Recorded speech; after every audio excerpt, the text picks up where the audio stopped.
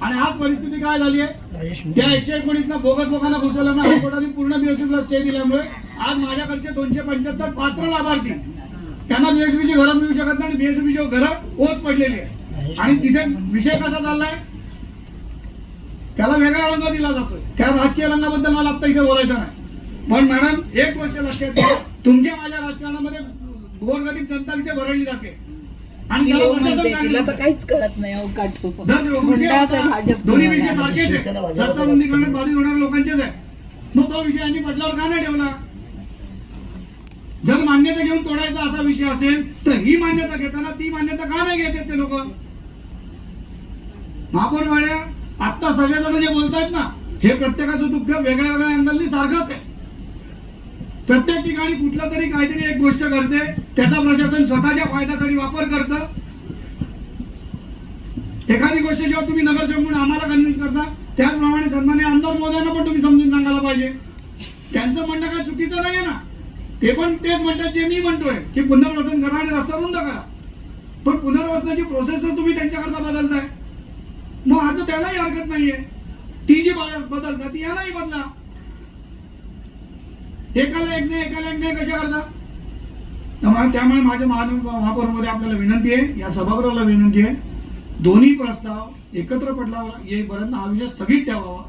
जो काही कन्सेप्ट दिलाय, जे काही लॉजिक दिलंय त्याची अंमलबजावणी करत असतात. आणि ही पॉलिसी कोण ठरवत असतं? राज्य शासन ठरवत असतं.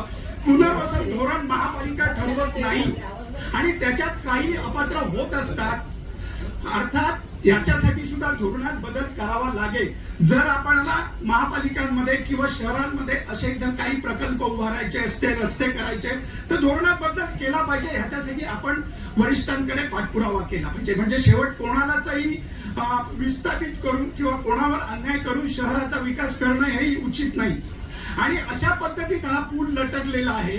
ठीक आहे, मंदार यांच्याही भावना मी समजू शकतो, मलाही तो पूर्ण विषय माहिती आहे. आणि माझीही विनंती आहे, वरिष्ठ सदनातली जे आमदार आहेत त्यांनी सुद्धा सगळ्या छोट्या छोट्या गोष्टीमध्ये महापालिकेमध्ये इंटरफेअर करत राहू नये, माझी त्यांना एक विनंती आहे. सगळ्या म्हणजे मी पक्षाचं कुठचं आहे, आम्ही बघितलं अनेक आमदार बघितले, कोणाच्या दुकानावर शेड घातली आमदाराचा फोन, कोणाचं अमुक झालं.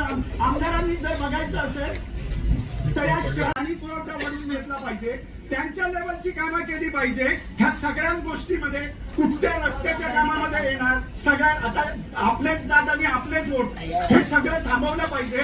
आणि ह्या छोट्या छोट्या गोष्टीमध्ये महापालिकेच्या लेवलला आम्ही बघू शकतो, आम्ही तेवढे सक्षम आहोत. पण याच्यामुळे असे वाद होणार. पण आज जर आम्ही ह्याच्यामध्ये जर कोणावर अन्याय झाला असेल तर जसं गुळवे मॅडमनी व्यवस्थित सांगितलं तर त्याची पुनर्तपासणी करावी.